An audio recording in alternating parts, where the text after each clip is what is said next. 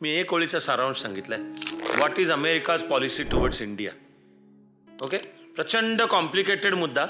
तो सगळा अभ्यास करून असा सपासप कापत मी तुम्हाला एकदम सोपं पण लख समोर येईल सगळं असं सूत्र सांगतोय.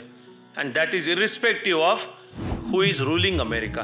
इज इट रिपब्लिकन पार्टी और is it Democratic party. Okay, पण अमेरिकेचा world view is use India as a counterpoise against China, but see to it that in the process India does not rise as a world power. That is American view towards India. अमेरिकेला जागतिक राजकारणात चीनच्या समोर उभा ठाकू शकणारा देश अशी शक्ती एकमेव फक्त भारताची. त्यासाठी भारत हवा आहे, पण स्वतः भारत एक जागतिक महासत्ता झालेला नकोय.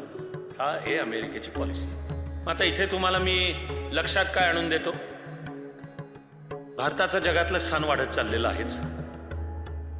ते कोणाच्या मेहरबानीवर अवलंबून नाही आणि ते होके रहेगा.